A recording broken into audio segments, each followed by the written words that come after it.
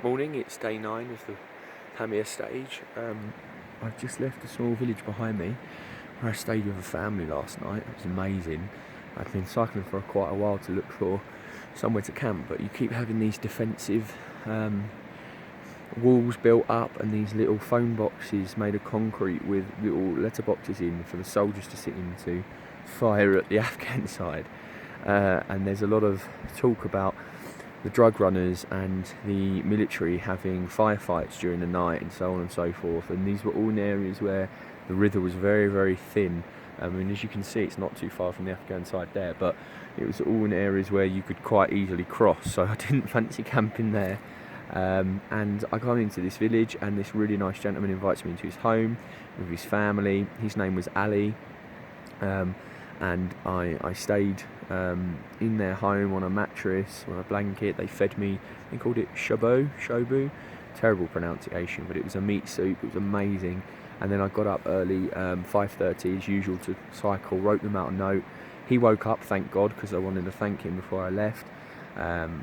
He was very, very happy. He wanted me to eat breakfast with them, and with him, because no one else was up yet. I thanked him, but I explained that, the sun, when it comes up, it's so hot. I've got to try and cycle as much as I can in the morning.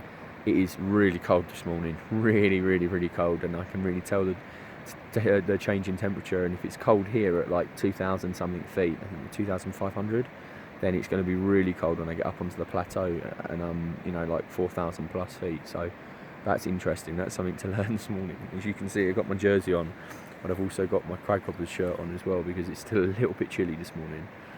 So yeah, onwards. Another extremely calm part of the Panji River. It's always lovely to hear the water flowing, even when it's that quiet.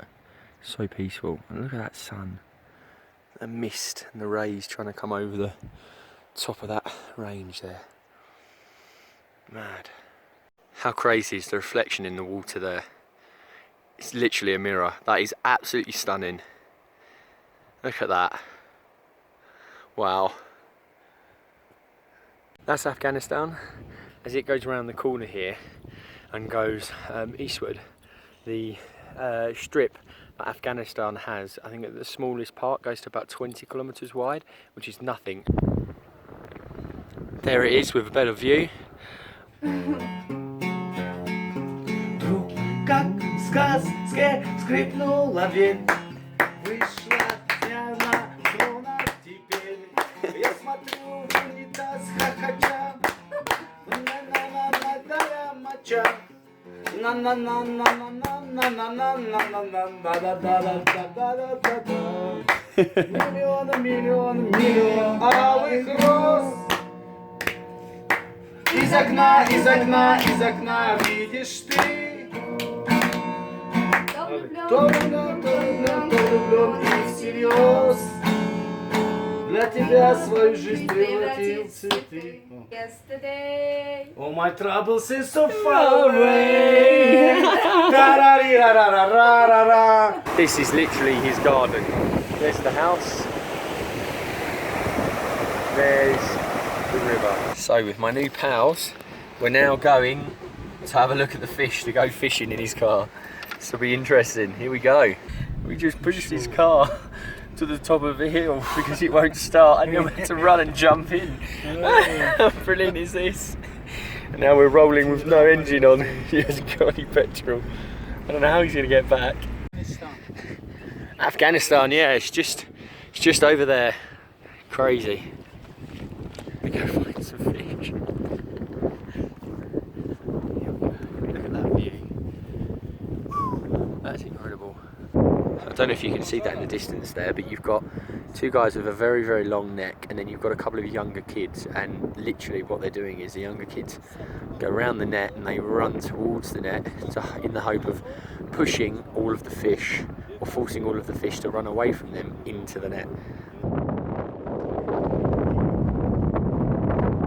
These are the fish that they caught earlier. 2 fish. Well, that one's still going. Look at that.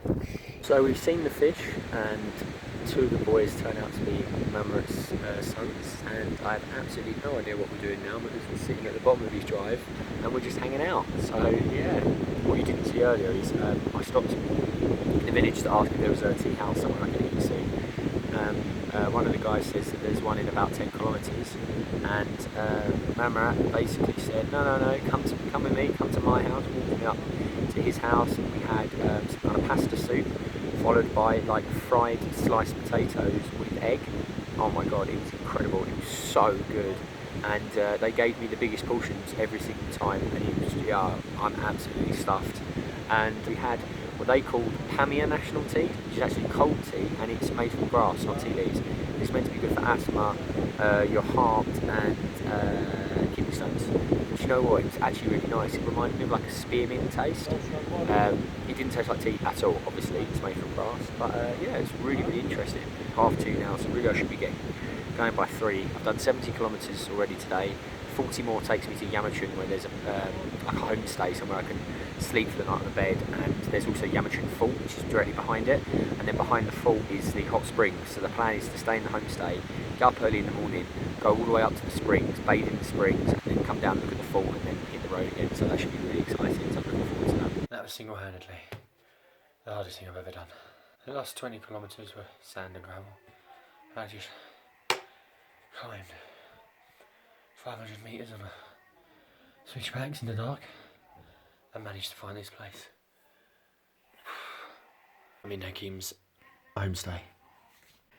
It's gone 8 o'clock and I started at 6.